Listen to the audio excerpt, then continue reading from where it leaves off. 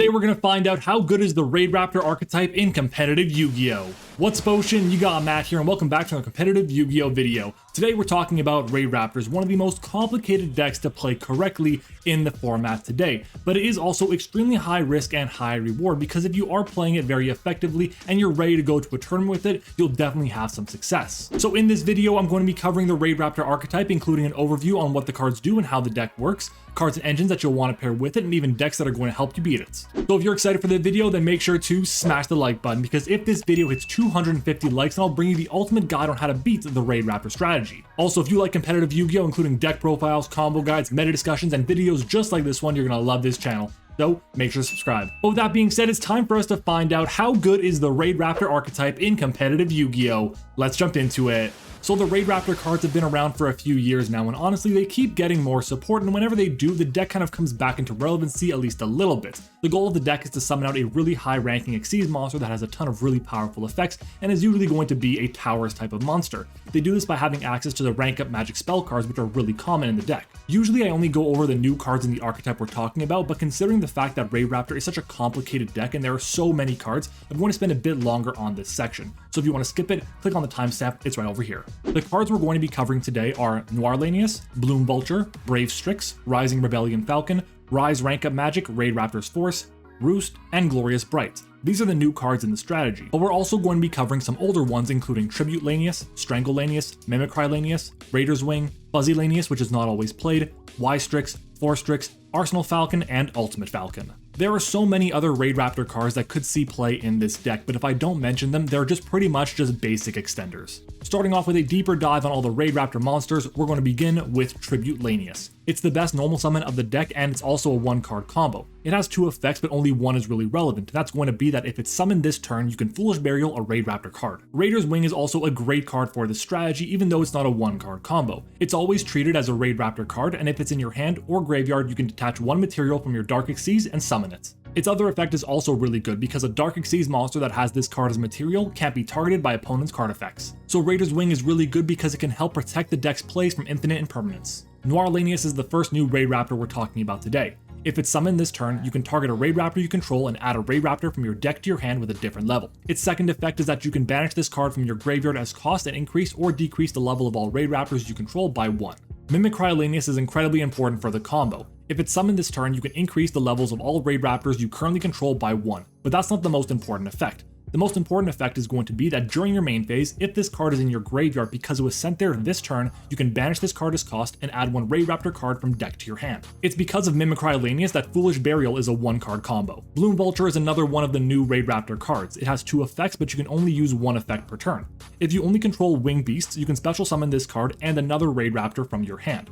If you control no monsters, you can target 2 level 4 or lower Raidraptors in your graveyard, including itself, and special them in defense position. If you use either effect, you can only special summon dark monsters for the entire turn. Strangle Lanius is an amazing extender for the deck. If you control a dark monster, you can special summon this card from your hand, but you're locked into darks for the rest of the turn.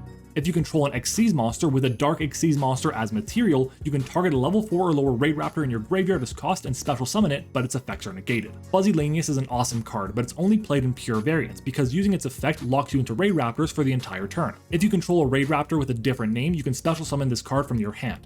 And if it's sent to the graveyard, you can add a Fuzzy Lanius from your deck to your hand, which is great for chain blocking other card effects. Moving on to the extra deck, we'll start off with the one link monster the strategy has in Raidraptor Y Strix. If it's link summoned, you can special summon one level 4 or lower Dark Wing Beast from your deck in defense positions, but its effects are negated and it can't be used as link material. Its second effect is that if your Raidraptor Xyz monster effect is activated, you can set one rank up magic spell from your deck, and if it's a quick play, it can be activated this turn. Because this card sets directly from the deck, it plays around Ash Blossom, and if you make this card using Fuzzy Lanius, you can chain block it and make sure its effect resolves to summon from the deck. Raidraptor Force Strix is the rank 4 of the strategy. As a soft once per turn, you can detach one material and add a level 4 Dark Wing Beast from deck to hand. Raidraptor Brave Strix is the rank 5. Usually it's summoned off of Raider's Knight. It has two effects and you can only use one per turn. You can detach a material to set a Raidraptor spell or trap directly from the deck. Its other effect is that if it has a Winged Beast monster as material, you can detach a material and add one rank up magic spell from deck to hand. Raidraptor Arsenal Falcon is the rank 7 of the strategy. Usually it's being summoned off of the effect of Skip Force on Brave Strix. It has two amazing effects. The first is that you can detach a material to special summon a level 4 Winged Beast from your deck.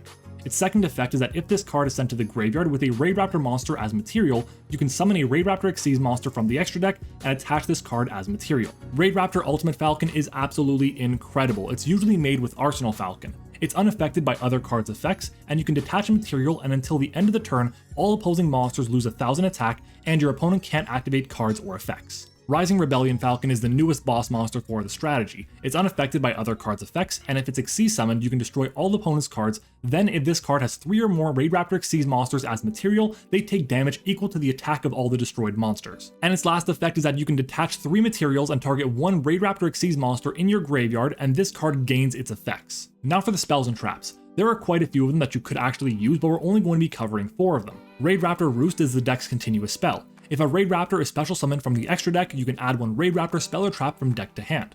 Once per turn, you can target 3 of your Raidraptor monsters that are banished or in your graveyard and bottom deck them, then draw 1 card. Raidraptor Glorious Bright is the deck's normal trap, but is also an Omni Negate. It has 2 effects, but you can only use 1 per turn.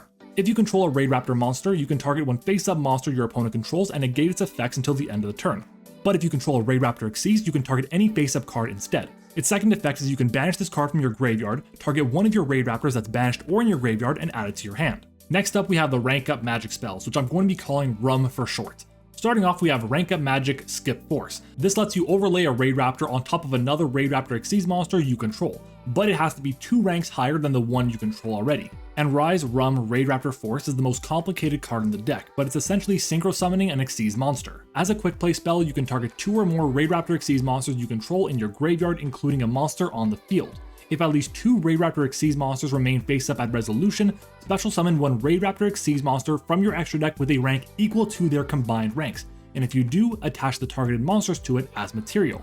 So for example, 2 rank 4s and a rank 5 equal a rank 13, which is Rising Rebellion Falcon. So now that you know what the cards do, how does the deck really work? Well, essentially there are 2 different lines that you can go down and 2 different types of strategies that you can play. The first of which is going to be a bit less popular right now because of how weak it is to different hand traps, and that's going to be the build that focuses on using Kali Yuga to lock out your opponent from playing the game and get an auto win. They summon out Kali Yuga by using the rank up magic spells to be able to get into that card on your turn to lock you out of the game. The other combo they have is a lot more popular right now because the new cards actually facilitate that game plan a lot easier. Essentially, that combo is going to allow them to set up 2 copies of Tower's monsters, usually going to be an Ultimate Falcon and a Rising Rebellion Falcon, paired with a Roost for recovery, copies of Glorious Bright for negation, and usually the ability to summon out another copy of Rising Rebellion Falcon on your turn because of the effect of Rise Rank Up Magic Raidraptor Force. And by summoning out Rising Rebellion Falcon that way, it ends up being a Harpy's Feather Duster and a Raigeki at the same time. So essentially, the deck can get to a point where you summon out 3 insanely powerful Towers-esque monsters that all have really big attack stats. And while the deck itself is pretty complicated because not every single line is super similar, the deck itself is also able to get to these combos very easily because pretty much every single Raidraptor card is an extender. The deck itself is already very consistent when looking at the engine, but when adding a couple non-engine pieces to facilitate the game plan, it becomes much scarier. Some of those other cards include Swallow's Cowrie, which essentially lets you tribute a Winged Beast monster from hand or face up field and get a different Winged Beast monster with the same level from deck to hand. This helps you dodge cards like Infinite Impermanence, but also gets you other extenders to your hand as well. Simorgh, Bird of Protection, is a great extender in this strategy because it normal summons itself out, which is great because you're not breaking any of the locks that you set up for yourself. I've already mentioned DDD Duo Don King Kali Yuga as a great option to win the game in this strategy, but it's not always going to be very consistent. But a card that is seen play in every single Raidraptor deck is going to be Raider's Knight.